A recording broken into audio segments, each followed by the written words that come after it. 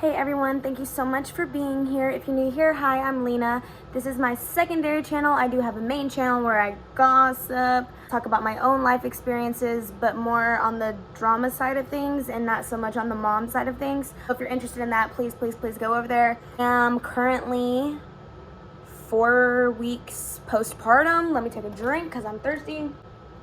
I look like Lord Farquaad right now. Haven't washed my hair in like a week.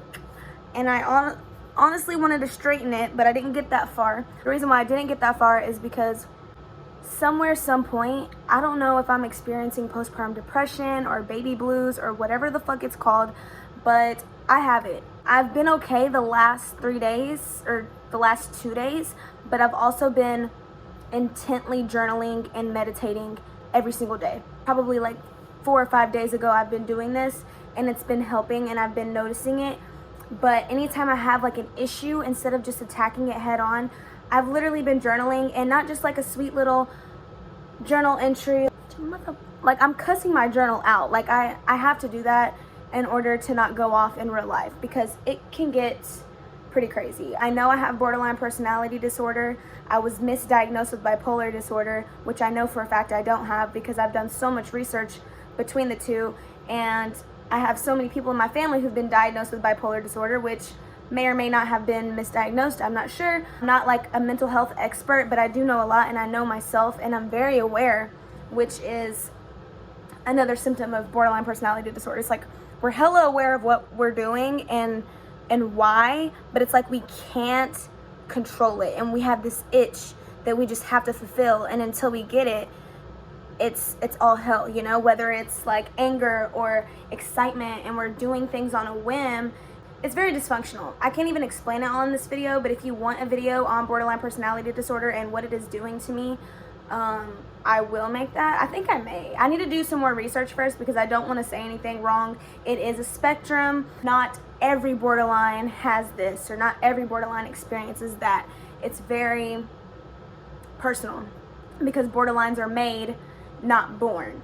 So because of how my childhood was, because of these life experiences, it made me this way, and there's literally no cure for it. That is also a difference between bipolar and borderline, is like there's no medication. I can take medicine for anxiety, I can take medication for depression, but in a whole, there's no medication for borderline personality disorder because it is a personality disorder. It's not a mood disorder. I want to be a psychologist so bad. Anyway, so basically I cut my arm. I am a cutter. I've always scratched myself. Even like being really young, I would like scratch, and I would like scratch my stomach to the point where I would have like mini scars. I really don't know what they're called. They go away after like a few hours, but it'll be like red and kind of like swole for a little while. So I would do that. I remember as young as like 11, I did maybe start self-harming, and this time was really bad. I had to get stitches. I'll insert a picture. I'm really not proud of it because it's on my tattoo that also represents me no longer self-harming, which I did. So I didn't uphold what I was supposed to, and I know it's just a tattoo, but I really appreciate the person who did it, and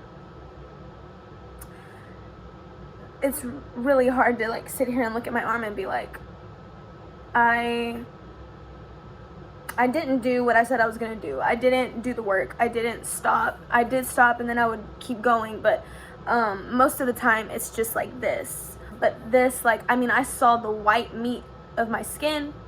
I thought I was gonna die because I started getting lightheaded, and I don't know if that's just because I don't like blood or if it's because I really was losing a lot of blood for me. I'm really like small, so I don't know, losing even like a small amount of blood makes me feel queasy. So I really thought I was gonna, and at first I was really scared because I have 2 kids, you know. I have a newborn, which God forbid if something happened to me, I know she would be okay, but my other child, I'm literally her sole caretaker, you know what I'm saying? And I don't know what would happen. I mean, I could go in my brain and think about what could happen, and I could make up scenarios, and I could guess and assume what would happen with her. But deep down, It was just like a reality check, like, oh my God, like, what if I die right now? Like, I'm about to die, I'm about to die. I kept saying that over and over. It was just profusely, I mean, it was coming out profusely. I ended up getting it like all over the wall, all over the floor. Luckily, we have hardwood floors. It's just been really hard. Also, I don't know if it's postpartum depression or postpartum rage, or if those two things are interconnected. I really don't know. I need to do some more research, but I've definitely experienced the postpartum rage, and it makes no sense. I still feel how I feel, right? I have this personality disorder, and you know, I'm probably not the nicest person. I'm not just straight up evil and mean, but I do have a stank attitude a lot of the times, even outside of pregnancy, even outside of all of this. So this is just intensifying everything for me. I mean, like, I've never felt this way in my life. I've been depressed. With borderlines, depression can be really weird. It's like something bad happens, or a minor inconvenience in our day, we'll get depressed about it.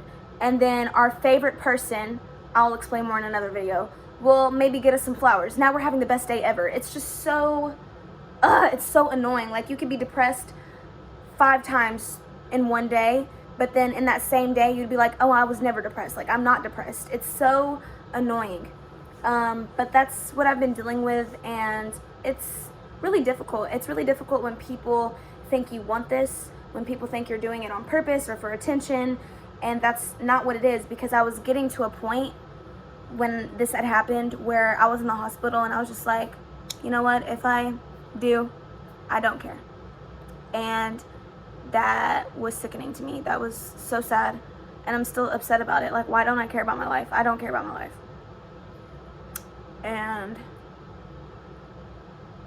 I want to know why, but I don't. You know, I don't know why. Because I should care about my life. You know, my life is supposedly precious. I have 2 kids that I have to raise and take care of and love and care for. And it seems that should be enough. But when you have all these mental health problems, and then on top of it, postpartum, whatever, rage, depression, it's like, what's the point? I never did anything to my kids. I don't have that, whatever that is. I know it's a real thing. I'm not judging anybody. I know a lot of women don't speak out about it. I have been kind of mean to my 4-year-old, which, come to find out, is extremely normal, because I was feeling really bad and posted some things into my close friends on Instagram, and a lot of moms messaged me back talking about, like, yeah, same thing happened to me. You know, I was to my kid, and because it's just like, bro, like, you're old enough. Maybe they're not old enough, but you just have this new baby, and this new baby needs all of you, you feel like. And then it's hard trying to distribute your time. Honestly, I don't know how people do it with like multiple. Like, I have 2 right now, and I think I'm done. I don't think that my love can be evenly distributed, even with just 2 kids. I feel like one is gonna feel like there's a favorite, and I feel like one's gonna have resentment towards me, and like all these things, especially with my surgery, because I wasn't able to do certain things with my toddler that we were doing while I was pregnant, or even before I was pregnant. So it's just been very difficult trying to navigate having 2 kids. It's not the same. It's not like, I love my newborn, and it's very still exciting, and it's like, oh, I love you so much, but it's like, I can't even give you my all, because I still have to give my 4-year-old a shower. And then it's like, I want to give my newborn a bath, but then I'm just like, well, I won't give my newborn a bath. I need to give my toddler a shower. And it's like, bro, I have 2 kids. Bath time is bath time. Like, everybody needs a bath. That's a very, very insignificant example. That's like not even the tip of the iceberg when it comes to trying to manage my time and spread myself out evenly between them, my boyfriend, everybody. It's just really difficult. But yeah, that's pretty much it on the emotional side. I didn't think this was gonna happen. It kind of honestly just came out of nowhere. And I'm not even excusing my behavior or my outbursts or anything that has happened within the last week and a half. But I know that this is not normal, and I know I've never done anything like this. Like, yes, I've had outbursts before because of my fucking personality disorder. And yes, I've done certain things, but it does not feel the same. Yes, I have cut. No, I have never seen the inside of my arm. Like, I have never had stitches in my life. I love artwork. I cherish artwork. To me, my tattoos are everything. Like, it's artwork, and I ruined someone's artwork. I've never done that, ever. So it's just so different. Like, this is not my normal personality. This is not me, and I know that. And I reached out and I reached out, and I felt like no one was understanding and no one gave a fuck. And then by the time a mental health person reached out to me, because I did go to the doctor, I had already had like 2 more outbursts. Like, I had already done this, I had already done so much, and I'm just like, why didn't no one care? Like, why? I can honestly see why things can go too far, and women, moms go to jail, and all this other stuff can happen, because it's like, where's the help? You know, we're all afraid to speak out because it's embarrassing, and we think we're all bad moms, but it's like so many moms in my messages are saying the exact same thing, and no one is speaking out about it. Everyone's just like, oh, my precious kids, I love my kids. Like, yes, we love our kids, but do we love ourselves? Like, you can't love others if you don't love yourself, including your kids. And I really have not been loving myself. And of course, there's a maternal, like, eternal love you'll always have for your kids, but to outwardly show it, you literally can't if you don't love yourself. And if you can, good for you, but like, according to me and everybody else in my DMs, apparently you cannot, right? So I just kind of want to make this video too, because I'm giving you guys an update, but I kind of did go off on a tangent because I want people to be aware. And if you're a partner to someone who's pregnant, or to someone who's going through something similar, or it looks like it's heading in that direction, I really, really want you to listen to your partner and listen to them and not judge them, and really give them grace in this time period, because that can go a long way. If you don't, things could be even worse. It's not the time to break up with your partner because they're acting crazy. It's not the time to kick someone out because they're acting crazy. It's not the time to do certain things. It's the time to ask questions. It's the time to support. It's the time to say, hey, I will take you to the doctor. Hey, we need to do this. If you really loved your partner and you were really a support system for your partner, that's what you would do. Now, if you don't love your partner and you don't see yourself with them, then I could see, yeah, like, you just be an a-hole, and then, you know, F you, bitch.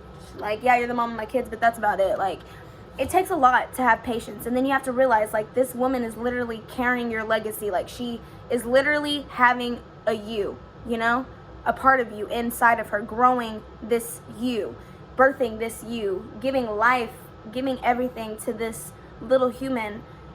And for supporting partners to not just support is disheartening, and it's honestly disgusting. And if you leave your person in a time like that, they will never, ever, ever forget it, ever. And that might not mean shit to you, but I'm just saying. Let me do this real quick. I'm not gonna really do too much editing in this video. I know I say a lot, so I'll probably edit that out, but yeah, so this is my stomach area. It's a really bad view. Hold on. I still have my line. I had it for a while when I had Aaliyah too. So